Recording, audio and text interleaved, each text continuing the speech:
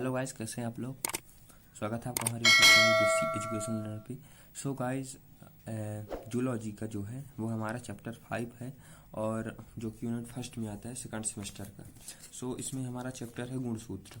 तो गुणसूत्र में हमारा जो पहला इंपॉर्टेंट क्वेश्चन बनता है वो है गुणसूत्र की परिभाषा लिखते हुए उसके प्रकार, संरचना व कार्य पर प्रकाश डालिए। ठीक है। सो आइए देख लेते हैं इसका आंसर। तो हम पहले देख लेते हैं गुणसूत्र क्या है। गुणसूत्र जीनों के बाह्य द्रव्यीय इकाइयां होते हैं जो नियमित रूप से उत्तरोत्तर कोशिका विभाजन द्वारा गुणन करते हैं तथा अपने व्यक्तित्व, आकारिकी एवं कार्यकी को पीढ़ी दर पीढ़ी बनाए रखते हैं। ठीक है ना। मतलब कि ये जो गुणसूत्र है वो अपने व्यक्तित्व यानी अपने आप को, आकारिकी यानी मतलब कार्य करने और ना कार्य करने वाले पीढ़ी दर पीढ़ी यानी पीढ़ी दर पीढ़ी यानी पीढ़ी से पीढ़ी बनाए रखते हैं। ठीक है ना।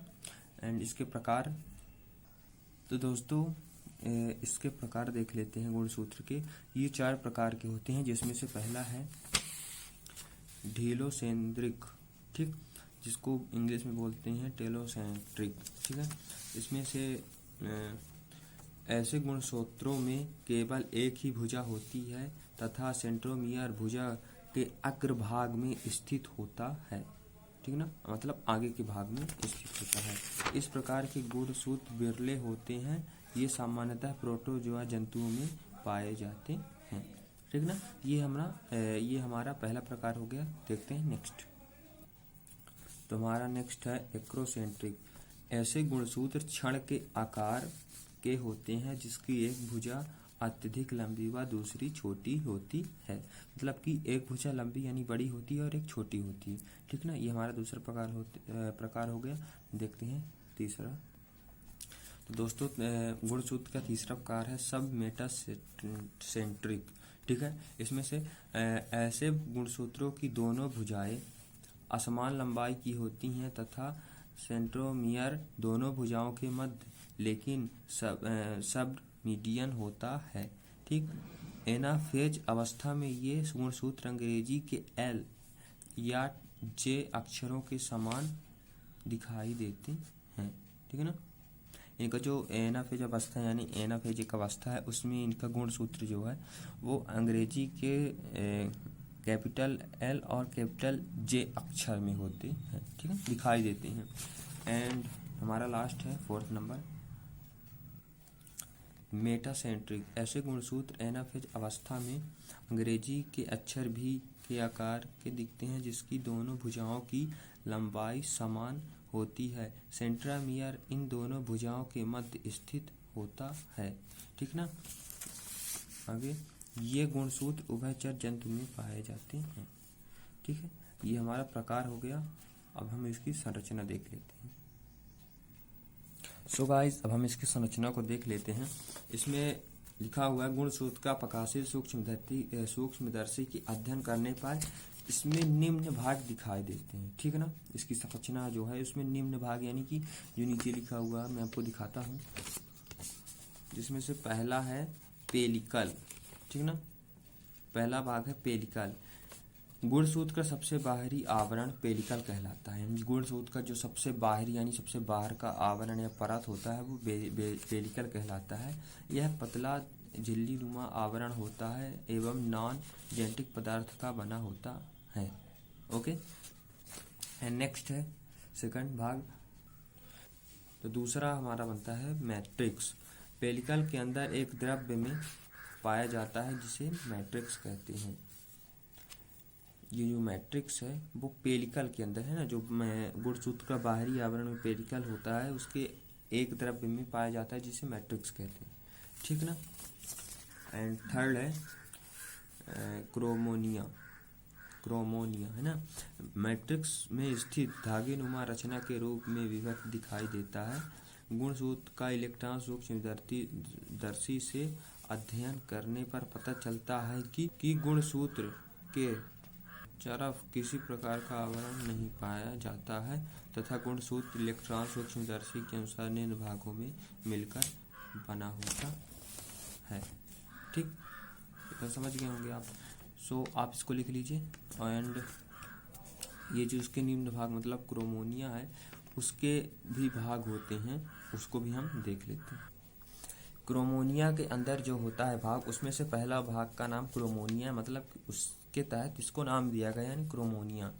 साधारण सूक्ष्मदर्शी से देखने पर मध्यावस्था का गुणसूत्र दो उप इकाइयों से मिलकर दिखाई देता है। दोनों उप इकाइयों सर्पिल रूप से कुंडलित होती हैं, उसे अर्ध गुणसूत्र कहते हैं।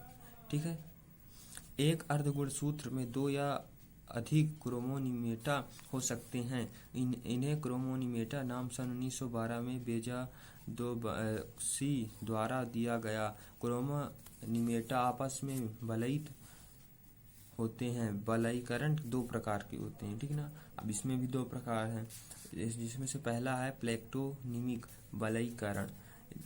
जब किसी वर्णसूत्री तंतुओं में को एक दूसरे से सरलतापूर्वक अलग नहीं किया जा सकता, तब ऐसे वलयीकरण को लैक्टोनिमिक वलयीकरण कहते हैं। ठीक, ये हो गया। तो आप इसे देख लीजिए। एंड जो दूसरा है वलयीकरण का प्रकार उसको देखते हैं, जिसमें से है पैरानिमिक वलयीकरण। जब वर्णसूत्री तंतुक इस प्रकार वलयित होते हैं कि उन्हें सरलतापूर्वक एक दूसरे से अलग किया जा सकता है, तो ऐसा वलयीकरण पैरानिमिक वलयीकरण कहलाता है। ठीक, ये हो गया वलयीकरण के प्रकार। और अब हम देख लेते हैं ठीक है ना, क्रोमोनिमेटा का दूसरा जो है वो है दूसरा गुणसूत्र बिंदु। इसमें से इस गुणसूत्र में एक संकीर्णन पाया जाता है, इसका व्यास शेष गुणसूत्र से कम होता है। इसे गुणसूत्र बिंदु क्राइनेटोकोर या प्राथमिक संकीर्णन कहते हैं। ठीक है, यह गुणसूत्र दो भुजाओं में बांटा गया है, ठीक ना। ये दो भुजा में गुणसूत्र है जो बांट रहता है। तो तीसरा है क्रोमोनिमियर। ठीक, क्रोमोमियर तो इसमें से अंदर है समसूत्री या अर्धसूत्री कोशिका विभाजन की प्रोफेज अवस्था के प्रारंभ में प्रत्येक क्रोमोनिमेटा पर बड़ी संख्या में गहरी अभिरंजित कणिकाएं लगी होती हैं, जिन्हें क्रोमोमियर कहते हैं। ठीक, ये तीसरा हो गया। वह हमारा नेक्स्ट गुणसूत्र बिंदु क्रोमोमियर, जो कि चौथा है। मध्यावस्था के गुणसूत्र, जिसमें दो अर्ध गुणसूत्र होते हैं, गुणसूत्र बिंदु में 4 कण दिखाई देते हैं, इन्हें गुणसूत्र बिंदु क्रोमोमियर कहते हैं। ठीक, ये हो गया हमारा पांचवा है द्वितीयक संकीर्णन। कुछ गुणसूत्रों में द्वितीयक संकीर्णन पाया जाता है। ये संकीर्ण गुणसूत्र में एक निश्चित स्थिति में दिखाई देते हैं। ठीक, यानी पाए जाते हैं, दिखाई देते हैं। ठीक है ना। हमारा नेक्स्ट है 6 नंबर, इसको आप पढ़ लीजिएगा, ठीक है ना। एंड हमारा है 6 सैटेलाइट।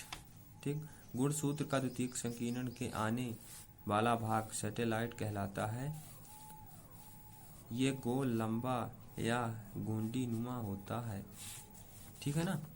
एंड हमारा आखिरी है 7वां नंबर, जो कि है टीलोमियर। गुणसूत्र के दोनों सिरों में एक विशेष प्रकार की ध्रुवता होती है, जिसके कारण गुणसूत्र किसी अन्य गुणसूत्र या गुणसूत्र खंड के साथ संयोजित नहीं हो पाते हैं। सो गाइस, ठीक, ये संरचना हो गई। अब हम इसके देख लेते हैं कार्य को। तो गाइस, हम देख लेते हैं गुणसूत्र के कार्य को। तो इसमें से पहला कार्य है गुणसूत्र में विभाजन से ही कोशिका विभाजन सुनिश्चित होता है। ठीक, दूसरा है लिंग गुणसूत्र नामक विशेष गुणसूत्र द्वारा जीवों में लिंग निर्धारण होता है। ठीक, तीसरा है यह केंद्र के अंदर पाए जाने वाले केंद्रिका के निर्माण के लिए गुणसूत्र के हेट्रोक्रोमेटिक क्षेत्र आवश्यक होते हैं। ठीक, गुणसूत्र के 3 ही कार्य थे। मैंने आपको बता दिया है। मिलते हैं नेक्स्ट वीडियो में, एंड चैनल को सब्सक्राइब कर लीजिएगा। Bye bye.